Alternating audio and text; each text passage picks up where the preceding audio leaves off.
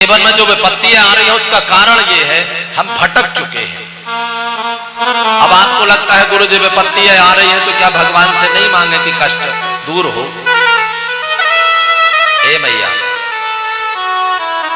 यहां पर जब भगवान के जीवन में ये विपत्ति आई है तो आप किस खेत की मूली है? भगवान के जीवन में विपत्तियां नहीं थी,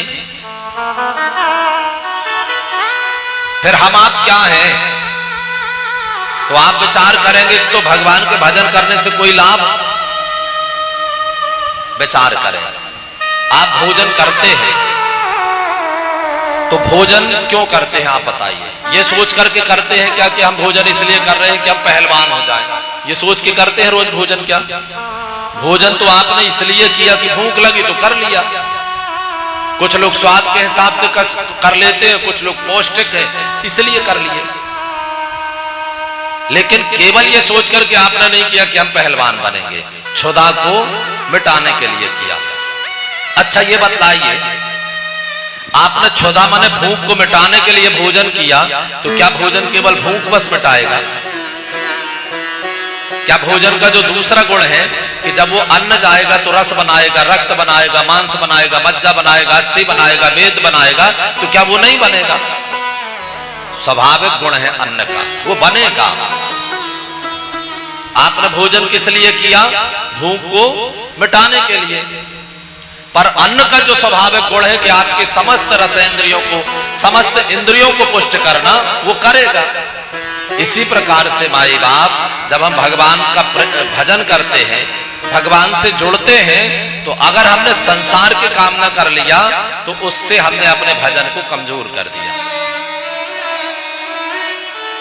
और अगर हमने भजन किया, साधना किया केवल इसलिए कि भगवान से प्रेम हो जाए, तो माए बाप भगवान के नाम का ये स्वाभाविक गुण है कि संसार की जो विपत्तियां हैं, हरे स्मृति सर्व विपद विमोक्षणम, भगवान के स्मरण करने मात्र ये जो संसार की विपत्तियां हैं, संसार के जो कष्ट हैं,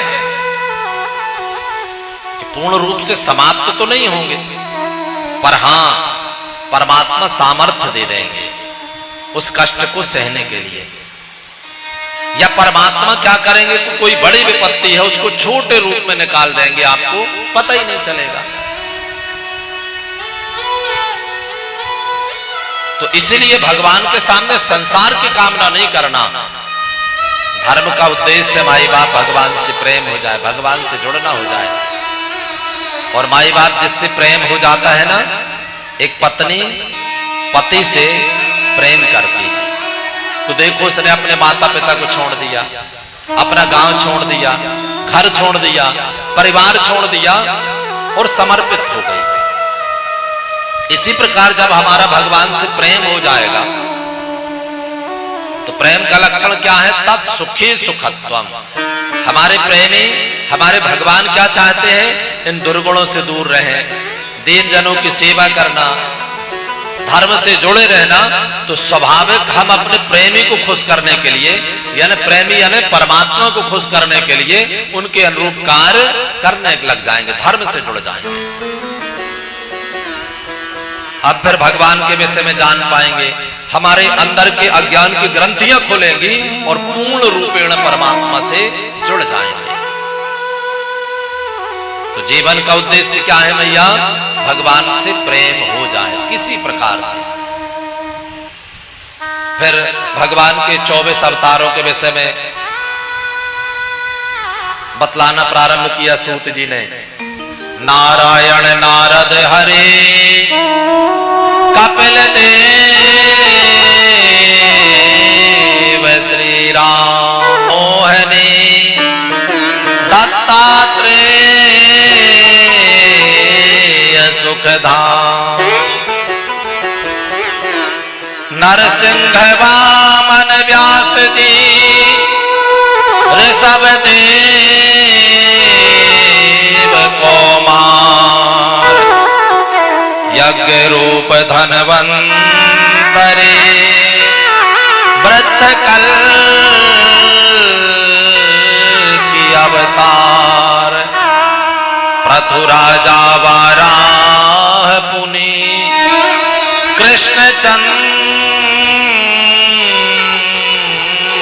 भगवान परशुराम मत्स्य कमट पद्म पुराण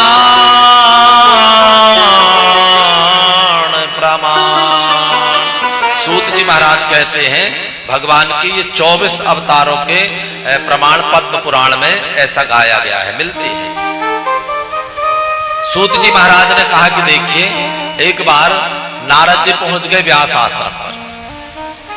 व्यास जी ने भागवत जी की रचना किया है। क्यों किया? उनका भी उद्देश्य था कि भगवान से प्रेम हो जाए किसी प्रकार। तो नारद जी जब व्यास आश्रम पर गए तो वहां पर जाकर के देखा कि व्यास जी तो चिंतित बैठे।